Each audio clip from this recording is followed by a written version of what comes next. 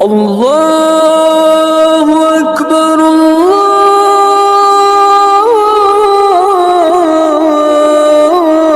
అల్లాహు అక్బర్ లా ఇలాహ ఇల్లల్లాహ్.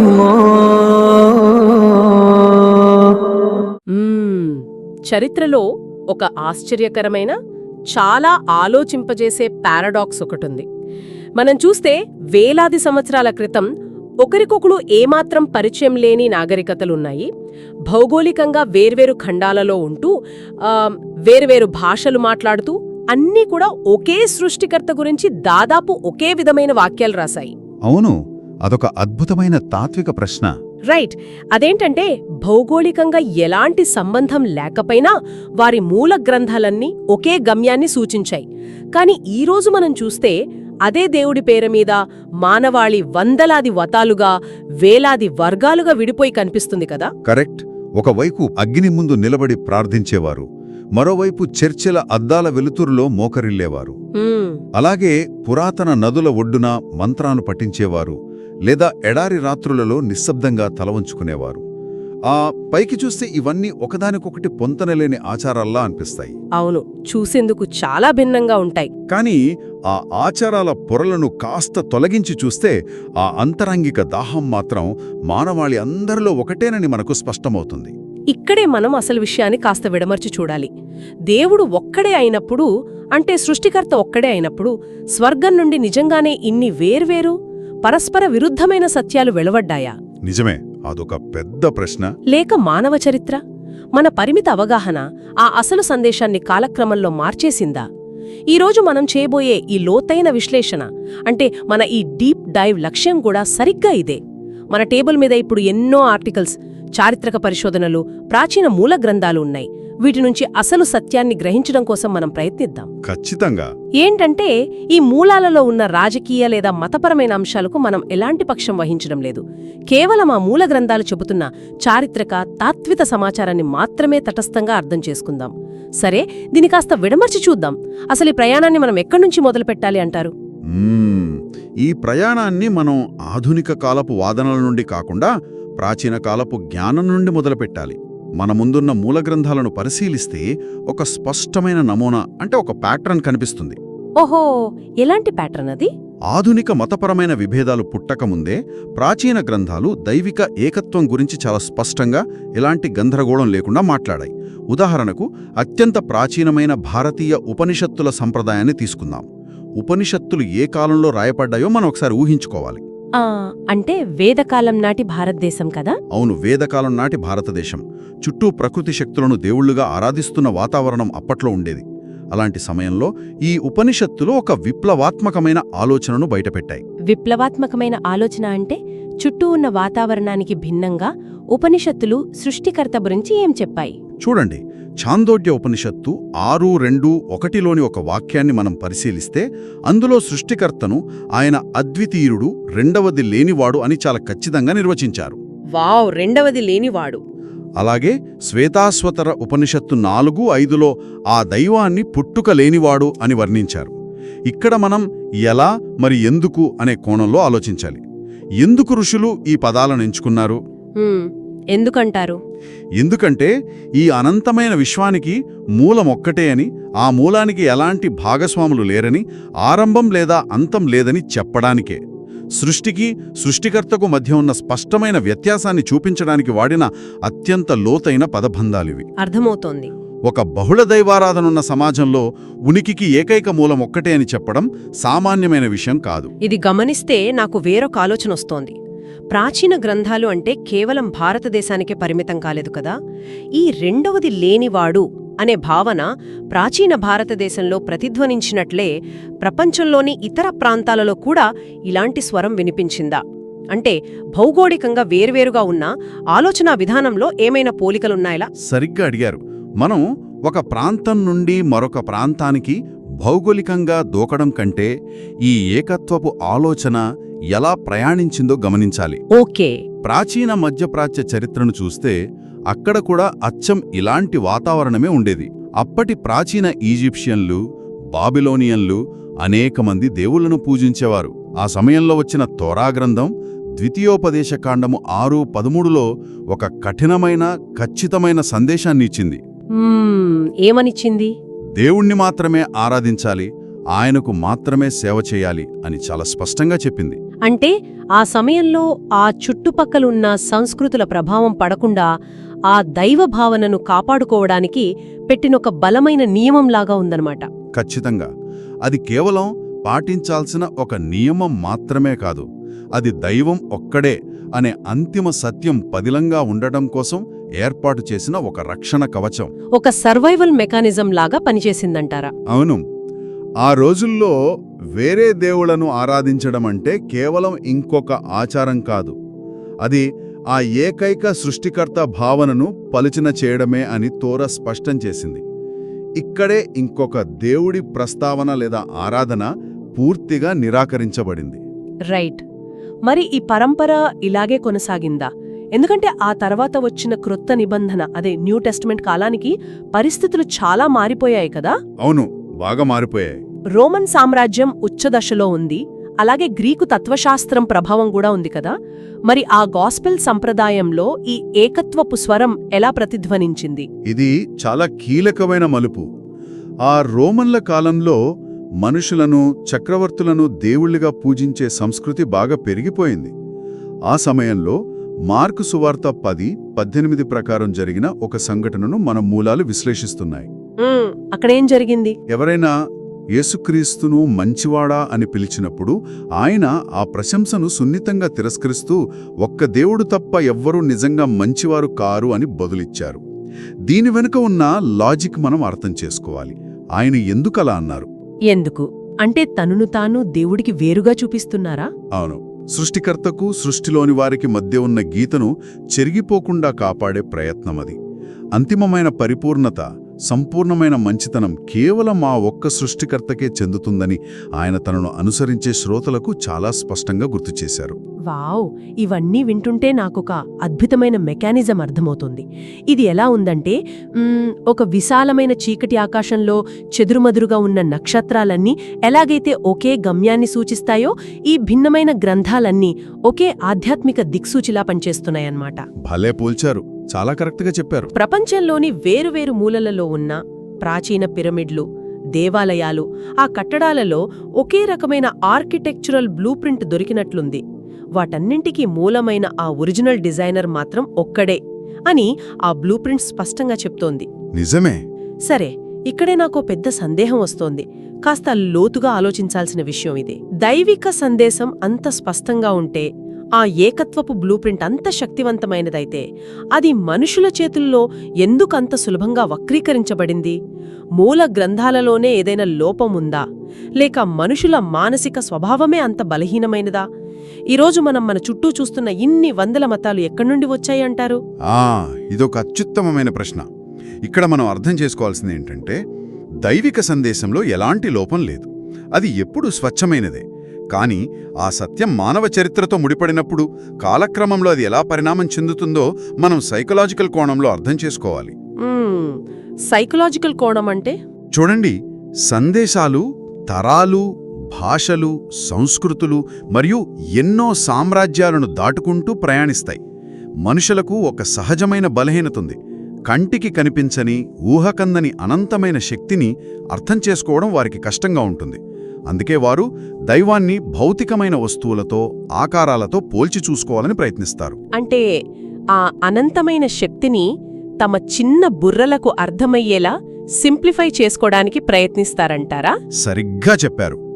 ఇక్కడే అలంకారిక పదాలు అంటే మెటాఫర్స్ అక్షరలా వాస్తవాలుగా, లిటరల్ ట్రూత్స్గా ఎలా మారతాయో మనం గమనించాలి. ఉదాహరణకు, ప్రాచీన కాలంలో దైవిక శక్తిని, ఆయన నిగాను వివరించడానికి దేవుని కన్ను అన్నీ చూస్తోంది అని అనేవారు. ఓహ్, అవును కదా. అలాగే దేవుని రక్షణను వివరించడానికి దేవుని చెయ్యి కాపాడుతోంది అని కవిత్వ రూపంలో ఉదాహరణలుగా చెప్పేవారు. ఆ కాలపు వారికి అది ఒక పోలిక అని తెలుసు. కాని వందల సంవత్సరాలు గడిచేసరికి రాబోయే తరాల వారు ఆ అలంకారిక పదాలను అక్షరాల నిజాలని భావించడం మొదలుపెట్టారు. దేవుడికి నిజంగానే ఒక భౌతికమైన కన్ను, ఒక భౌతికమైన చెయ్యి ఉన్నాయని ఊహించుకోవడం ప్రారంభించారు. క్రమక్రమంగా ఆ ఊహలకు రూపమిచ్చారు. ఓ, ఇది వింటుంటే నాకు మనం చిన్నప్పుడు ఆడుకునే టెలిఫోన్ గేమ్ లేదా చైనీస్ విస్పర్స్ పక్కాగా సరిపోతుందేమో అనిపిస్తోంది. అవునవులో చైనీస్ విస్పర్స్. మనం ఒక 10 మంది వరుసలో కూర్చుని మొదటి వ్యక్తి చెవిలో ఒక వాక్యం రహస్యంగా చెప్తాము. ఆ వాక్యం 10 మంది దాటి ఒక్కొక్కరి వినికిడి లోపాల గుండా, వారి స్వంత అవగాహన గుండా ప్రయాణించి చివర కూర్చున్న వ్యక్తి దగ్గరికొచ్చేసరికి పూర్తిగా మారిపోయి ఉంటుంది కదా. అసలు వాక్యంతో ఏమాత్రం సంబంధం లేని వాక్యంలా వినబడుతుంది. ఎగ్జాక్ట్లీ. అంటే చరిత్ర పొడవునా ఈ దైవిక సందేశం కూడా బహుశా ఆ టెలిఫోన్ గేమ్లాగానే మనుషుల చేతుల్లో రూపాంతరం చెంది ఉంటుందన్నమాట. మీరు చెప్పిన ఈ టెలిఫోన్ గేమ్ ఉపమానం ఈ చారిత్రక పరిణామాన్ని వివరించడానికి ఒక అద్భుతమైన ఉదాహరణ. ఖచ్చితంగా అదే జరిగింది. దీనికి తోడు మనుషుల మానసిక స్థితికి సంబంధించిన మరో ముఖ్యమైన అంశం ఉంది. అదేమిటంటే ఆరాధన దారి మళ్లడం. ఆరాధన దారి మళ్లడం అంటే ఏంటి? ప్రవక్తలు, మహాత్ములు ఎప్పుడు ఏమన్నారు? మేము కేవలం మార్గదర్శకులం, ఆ ఏకైక సృష్టికర్తను మాత్రమే ఆరాధించండి అని వాళ్ళు స్పష్టంగా చెప్పారు. కాని మనుషులకు తమను కష్టాల నుంచి గట్టెక్కించిన నాయకుల పట్ల, మార్గదర్శకుల పట్ల సహజంగానే అపారమైన గౌరవం, ప్రేమ ఉంటాయి కదా. అది సహజమే కదా. గౌరవించడం తప్పు కాదు కదా. గౌరవించడం తప్పు కాదు. కానీ ఇక్కడ ఏం జరుగుతుందంటే, ఒక గొప్ప గురువు చనిపోయిన తర్వాత మొదటి తరం వారు ఆయనను గుర్తుంచుకోవడానికి ఒక స్మారక చిహ్నమో, చిత్రమో ఏర్పాటు చేస్తారు. అది కేవలం ఒక జ్ఞాపకం. కానీ 3-4 తరాలు గడిచేసరికి ఆ జ్ఞాపకం కాస్త పవిత్రమైనదిగా మారుతుంది. ఆ తర్వాత వచ్చే తరం ఏకంగా ఆ విగ్రహానికే లేదా ఆ చిత్రానికే తమ కోరికలు చెప్పుకోవడం మొదలు పెడుతుంది. ప్రవక్తలు ఎన్నడూ కోరుకోని ఆరాధన అలా పుట్టుకొస్తుంది. వావ్, అంటే నెమ్మదిగా అసలు ఉద్దేశం మారిపోతుందన్నమాట. అంతేగా, ఆ విధంగా అసలైన సృష్టికర్త స్థానంలో సృష్టిలోని వ్యక్తులు లేదా వస్తువులు చేరిపోయాయి. దీన్ని బట్టి మనం అర్థం చేసుకోవాల్సిన విషయం ఏమిటంటే, దైవిక సత్యం పదే పదే మారిపోవడం వల్ల కొత్త మతాలు పుట్టలేదు. ఆ పాత టెలిఫోన్ గేమ్లో మనుషుల అవగాహన పరిణామం చెందడం, అసలు సందేశం ముక్కలు కావడం వల్ల ఈ భిన్నత్వం ఏర్పడింది. వావ్, ఇది చాలా విలక్షణమైన పాయింట్. అంటే మనుషులు ఆ మూల సత్యాన్ని కావాలని నాశనం చెయ్యలేదు, కానీ వారి బలహీనతలు, గౌరవం ముసుగులో జరిగిన పొరపాట్లు, అనువాద లోపాల వల్లే అది అలా మరుగున పడిపోయిందన్నమాట. కరెక్ట్. ఇక్కడే నాకు పెద్ద ప్రశ్న ఎదురవుతోంది. ఆ అసలైన ఏకత్వపు పిలుపు చరిత్రలో పూర్తిగా కనుమరుగైపోయిందా? ఆ అంధకారంలో ఆ సందేశం అలాగే ఆగిపోయిందా? ఇలాంటప్పుడు దాన్ని సరిదిద్దడానికి, ఒక రకంగా చెప్పాలంటే ఆ ఫ్యాక్టరీ రీసెట్ చేయడానికి చరిత్రలో ఇంకేమైనా జరిగిందా? సరిగ్గా ఇదే పాయింట్ దగ్గర మన మూలాలు ఒక చారిత్రక మలుపును ప్రస్తావిస్తున్నాయి. చరిత్రలో ఆ సందేశం పూర్తిగా కనుమరుగవ్వలేదు. మానవాళి మళ్లీ ఆ స్వరాన్ని వింటుందా అనే ఒక నిశ్శబ్ద నిరీక్షణ జరిగింది. ఆ నిరీక్షణకు తెరదించుతూ చరిత్రలో తుది స్పష్టీకరణ జరిగింది. ఇక్కడే మనం అరేబియా ఎడారిలో వెలువడిన ప్రకటన గురించి లోతుగా అధ్యయనం చేయాలి. ఈ ప్రకటన వెలువడిన భౌగోళిక నేపథ్యం చాలా ముఖ్యమైనది. అరేబియా ఎడారి అనగానే మనకు వెంటనే గుర్తుకొచ్చేది ఇస్లాం మరియు ఖురాన్. కానీ మీరు జియోగ్రఫికల్ కాంటెక్స్ట్, అదే భౌగోళిక నేపథ్యం అంటున్నారు. దానికి ఈ సందేశానికి ఉన్న సంబంధమేమిటి? ఈ తుది ప్రకటన గత గ్రంథాలతో ఎలా ముడిపడి ఉందో మన మూలాలేం చెబుతున్నాయి? ఇక్కడ ఒక అద్భుతమైన చారిత్రక వ్యూహం దాగి ఉంది. అసలు ఎడారి ప్రాంతాన్ని ఎందుకు ఎంచుకోవాలి? ఎందుకంటే అరేబియా ఎడారి ఒక విధంగా భౌగోళికంగా ఒంటరిగా ఉండేది, ఐసోలేటెడ్గా. అవును కదా, చుట్టూ ఇసుక. అటు బైజాంటైన్ సామ్రాజ్యం కానీ, ఇటు పర్షియన్ సామ్రాజ్యం కానీ ఆ కఠినమైన ఎడారిలోకి చొచ్చుకురాలేదు. కాబట్టి అక్కడ వెలువడిన సందేశం వెనువెంటనే వేరే రాజ్యాల తత్వశాస్త్రాలతో, రాజనీతులతో కలుషితమయ్యే అవకాశం లేకుండా పోయింది. ఇదొక మంచి పాయింట్. ఇక అసలు విషయానికొస్తే, మన మూలాలు చాలా స్పష్టంగా ఒక విషయాన్ని చెప్తున్నాయి. ప్రవక్త ముహమ్మద్ ఒక కొత్త దేవుడిని లేదా ఒక కొత్త ఆధ్యాత్మిక వాస్తవాన్ని ప్రపంచానికి పరిచయం చేయలేదు. ఆయన పిలుపు ఒక కొత్త మతాన్ని స్థాపించడం కాదు, అది ఒక పునరుద్ధరణ. పునరుద్ధరణ అంటే పాతదాన్నే తిరిగి తీసుకురావడం అన్నమాట. అవును. నోవహు, అబ్రహాం, మోషే మరియు యేసు వంటి గత ప్రవక్తలందరూ ఏ సృష్టికర్త గురించైతే చెప్పారో, ఎవరినైతే ఆరాధించమని చెప్పారో, ఖచ్చితంగా అదే దేవుని సందేశానికి తిరిగి వెళ్లడం. దీన్నే మనం ఇందాక మాట్లాడుకున్న టెలిఫోన్ గేమ్కి అన్వయించుకుందాం. రైట్. ఆ గేమ్ చివరిలో వాక్యం పూర్తిగా మారిపోయినప్పుడు అసలు ఆ వాక్యాన్ని ప్రారంభించిన వ్యక్తి వచ్చి అందరి మధ్యలో నిలబడి నేను మొదట చెప్పిన వాక్యం ఇది అని బిగ్గరగా స్పష్టంగా అందరికీ వినిపించడం లాంటిది ఈ తుది ప్రకటన. ఇది కేవలం అరేబియాలోని ఒక తెగకు కాకుండా మొత్తం మానవాళి కోసం జరిగిన స్పష్టీకరణ అని మూల గ్రంథం చెబుతోంది. వావ్, ఈ పాయింట్ చాలా లాజికల్గా ఉంది. అంటే ఆ పాత టెలిఫోన్ గేమ్లో దారి తప్పిన అసలైన వాక్యాన్ని మళ్లీ పలకడమే అన్నమాట. మరి ఈసారి ఆ వాక్యం మళ్లీ వక్రీకరించబడకుండా ఉండటానికి ఖురాన్ ఈ ఏకత్వాన్ని, ఈ దైవిక సందేశాన్ని ఎలా ప్రకటించిందో మన దగ్గర ఆధారాలు ఉన్నాయా? ఖచ్చితంగా ఉన్నాయి. ఇక్కడే అరబిక్ భాషా స్పష్టత మరియు దాని మౌఖికంగా భద్రపరిచే సంప్రదాయం చాలా కీలక పాత్ర పోషించాయి. ఊరల్ ప్రిజర్వేషన్ అన్నమాట. ఖురాన్ ఈ ఏకత్వాన్ని ఎలాంటి అలంకారిక గందరగోళానికి తావివ్వకుండా అత్యంత స్పష్టమైన వాక్యాలతో ప్రకటించింది. ఎలాంటి వాక్యాలు? ఉదాహరణకు ఖురాన్ 2:163 వాక్యాన్ని చూస్తే, మరియు మీ దేవుడు ఒకే దేవుడు, ఆయన తప్ప వేరొక దేవుడు లేడు అని ఏమాత్రం సందేహాలకు తావివ్వకుండా చెప్తుంది. చాలా క్లియర్గా ఉంది. అలాగే గత గ్రంథాల సారాంశమంతా ఒకే వాక్యంలో కుదించినట్లుగా ఖురాన్ 112:1 వాక్యం ఇలా చెప్తుంది, చెప్పు ఆయన అల్లాహ్ ఒక్కడే. ఇక్కడ అల్లాహ్ అనే పదం గురించి కూడా చాలా మందికి సరైన అవగాహన లేదేమో. అంటే అది ఇస్లాంకి మాత్రమే చెందిన దేవుడి పేరా, లేక దాని వెనుక ఏదైనా లోతైన భాషా సంబంధమైన అర్థముందా? చాలా మంచి పాయింట్లు లేవనెత్తారు. అల్లా అనేది ఒక ప్రత్యేకమైన అరబిక్ పదం. దానికి అర్థం ఆ ఏకైక ఆరాధ్య దైవం. ఈ పదానికున్న భాషాపరమైన ప్రత్యేకత ఏమిటంటే దీనికి బహువచనం ఉండదు, అలాగే స్త్రీ పురుష భేదం అంటే జెండర్ ఉండదు. ఓ అవునా? అవును. ఇంగ్లీష్లో గాడ్ అనే పదానికి గాడ్స్ అని బహువచనం చేయవచ్చు, గాడెస్ అని స్త్రీలింగం వాడవచ్చు కదా. కానీ అల్లా అనే పదానికి అలాంటి అవకాశం లేదు. అది కేవలం ఆ సృష్టికి అతీతమైన, భాగస్వాములు లేని సృష్టికర్తను మాత్రమే సూచిస్తుంది. చరిత్రలో మనుషులు చేసిన పొరపాట్లకు ఇది ఒక చెక్ పెట్టిందనమాట. దీని కాస్త విడమర్చి చూద్దాం. ఇదంతా వింటుంటే ఒక బృహత్తరమైన చిత్రం కళ్ల ముందు మెదులుతోంది.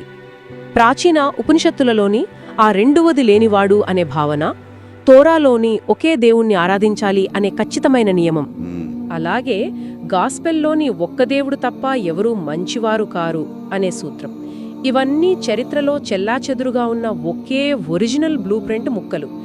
ఈ ముక్కలన్నింటినీ ఒకచోట చేర్చి మనుషుల ఊహలకు తావివ్వకుండా స్పష్టమైన భాషలో ఆ అసలు సందేశాన్ని నిలిపి ఉంచే ఒక కంప్లీషన్ ఈ తుది ప్రకటన కదా. కరెక్ట్, సరిగ్గా చెప్పారు. అంటే ఇది గత గ్రంథాలకు వ్యతిరేకం కాదు, పైగా వాటిని అంగీకరిస్తూ దారి తప్పిన మానవాళిని మళ్లీ ఆ ఒకే దేవుడి వైపు నడిపించే ఒక దిక్సూచి.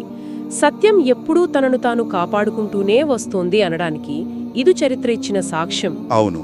అందుకే మన చుట్టూ ప్రపంచంలో ఎన్ని మతాలు, ఎన్ని భిన్నమైన నమ్మకాలు ఉండటం అనేది సత్యం ముక్కలైంది అనడానికి రుజువు కాదు.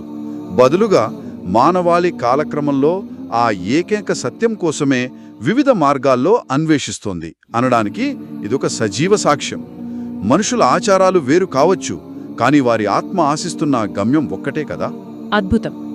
ఈనాటి మన ఈ విశ్లేషణ ద్వారా చరిత్ర, మనుష్యుల సైకాలజీ మరియు గ్రంథాలు అల్లాడుతూ వచ్చిన ప్రయాణాన్ని చాలా స్పష్టంగా అర్థం చేసుకున్నాం. అయితే ఈ మూలాలన్నీ చదివాక ఆలోచింపచేసే ఒక కొత్త కోణం ఇక్కడ ఉదయిస్తోంది. అదేంటది? ఈ విషయాలన్నీ విన్న తర్వాత ఎవరికైనా ఒక బలమైన ప్రశ్న తలెత్తక మానదు. ఒకవేళ వేల సంవత్సరాల క్రితం జీవించిన ఆ ప్రాచీన ప్రవక్తలు, ఆ మహాత్ములు ఎవరైనా ఈరోజు తిరిగి వస్తే ఆ పరిస్థితి ఎలా ఉంటుంది? వావ్, ఇది చాలా ఇంట్రెస్టింగ్ ఆలోచన. అవును. వారు స్థాపించిన మతాన్ని, వారి పేరు మీద ఈ ఆధునిక ప్రపంచం ఆచరిస్తున్న సంక్లిష్టమైన ఆచారాలను చూసి, అవును నేను చెప్పింది ఇదే అని వారు దాన్ని గుర్తిస్తారా?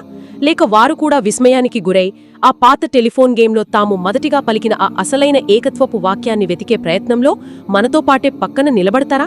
నిజంగానే ఆలోచించాల్సిన విషయమే. చరిత్ర మరుగున పడిపోయిన ఆ అసలు వాక్యమేమిటి అని వెతుక్కోవటమే నిజమైన ఆధ్యాత్మిక ప్రయాణమేమో. ఆలోచించండి, ఒకే సృష్టికర్త వైపు సాగే ఈ ప్రయాణంలో ఆ ఒరిజినల్ డిజైనర్ వదిలిన బ్లూ ప్రింట్ను నిజంగా అర్థం చేసుకునే ప్రయత్నం ఎప్పటికైనా జరుగుతుందా? బహుశా మనం ఆ దిశగా అడుగులు వేయాలేమో. మరొక ఆసక్తికరమైన అంశంతో మళ్ళీ కలుద్దాం.